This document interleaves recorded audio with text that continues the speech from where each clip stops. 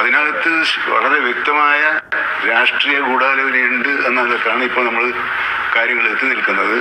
ഇതായിപ്പം ഗൂഢാലോചന. എന്നെ ഒറ്റപ്പെടുത്തി ആക്രമിക്കാനുള്ള ഒരു ശ്രമത്തിൽ മാധ്യമങ്ങൾ ദയവായി പങ്കെടുക്കരുത് എന്ന് പറഞ്ഞാൽ കിട്ടിയ അവസരം മുതലാക്കാനുള്ള എല്ലാ ഏർപ്പാടും അവർ സൂക്ഷിച്ചു വെച്ചിട്ടുണ്ട്.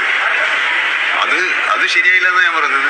അത് ശരിയല്ല എന്നുള്ളത് തന്നെയാണ് എല്ലാവരുടെയും അഭിപ്രായം. മനഃപൂർവ്വമല്ലാത്ത കൊലപാതകത്തിന് കേസെടുത്തിട്ടുണ്ടെന്നല്ലേ ഞാൻ പറഞ്ഞത്. അപ്പൊ പിന്നെ അതിലെങ്ങനെ ഒരു ഗൂഢാലോചന? അല്ലല്ല, നിങ്ങളെ രാത്രി 12 മണിക്ക് അടുത്ത് ഇല്ല.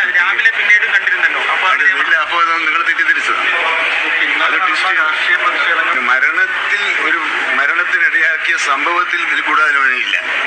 എന്നാൽ തുടർന്ന് നടന്ന കാര്യത്തിൽ വനംവകുപ്പ് വകുപ്പിനെയും വനംവകുപ്പ് മന്ത്രിയെയും ഒറ്റപ്പെടുത്തി ആക്രമിക്കാനും അത് തെരഞ്ഞെടുപ്പിലെ ആയുധമായി ഉപയോഗിക്കാനുമുള്ള രാഷ്ട്രീയ ഗൂഢാലോചന നടന്നു.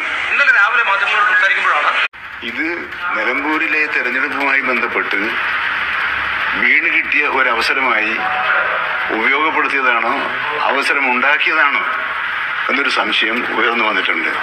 അതിനകത്ത് വളരെ വ്യക്തമായ രാഷ്ട്രീയ ഗൂഢാലോചനയുണ്ട് എന്നതൊക്കെയാണ് ഇപ്പോൾ നമ്മൾ കാര്യങ്ങൾ എത്തി നിൽക്കുന്നത്.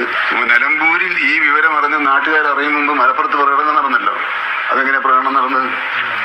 നിലമ്പൂരുകാർ വിവരം അറിഞ്ഞിട്ടില്ല, വഴിക്കടവുകാർ വിവരം അറിഞ്ഞിട്ടില്ല. അതിനു മുമ്പേ മലപ്പുറത്ത് UDFന്റെ പ്രകടനം രാഷ്ട്രീയ മുതലെടുപ്പിന് വേണ്ടി ഗൂഢാലോചന നടത്തിയെന്ന് സംശയിക്കുന്നു എന്നാണ് എല്ലാ ക്ലിപ്പിംഗ്സും ചോദിച്ചത്. ഞാൻ രാവിലെ പത്രക്കാരെ ഇന്നലെ കണ്ടു പറഞ്ഞു, ഞാൻ ആരോപണം ഉന്നയിക്കുകയല്ല എന്ന് തന്നെ പറഞ്ഞിട്ടുണ്ട്. അത് പറഞ്ഞതിന് ശേഷം ഇതായിപ്പം ഗൂഢാലോചന. എന്നെ ഒറ്റപ്പെടുത്തി ആക്രമിക്കാനുള്ള ഒരു ശ്രമത്തിൽ മാധ്യമങ്ങൾ ദയവായി പങ്കെടുക്കരുത് എന്ന് പറഞ്ഞാൽ കിട്ടിയ അവസരം മുതലാക്കാനുള്ള എല്ലാ ഏർപ്പാടും അവർ സൂക്ഷിച്ചു വെച്ചിട്ടുണ്ട്.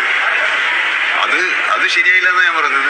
അത് ശരിയല്ല എന്നുള്ളത് തന്നെയാണ് എല്ലാവരുടെയും അഭിപ്രായം. മനഃപൂർവ്വമല്ലാത്ത കൊലപാതകത്തിന് കേസെടുത്തിട്ടുണ്ടെന്നല്ലേ ഞാൻ പറഞ്ഞത്. അപ്പൊ പിന്നെ അതിലെങ്ങനെ ഒരു ഗൂഢാലോചന? ഇന്നലെ പറഞ്ഞത് ഈ അപകടത്തിൽ സംശയമുണ്ടോ എന്ന് ചോദിച്ചപ്പോൾ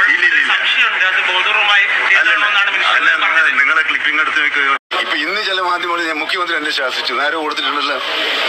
എന്തടിസ്ഥാനത്തിലാണ് അത് കൊടുത്തത്? മന്ത്രിയും മുഖ്യമന്ത്രിയും തമ്മിൽ സംസാരിക്കുന്നത്. ഇതായിപ്പം ഗൂഢാലോചന. എന്നെ ഒറ്റപ്പെടുത്തി ആക്രമിക്കാനുള്ള ഒരു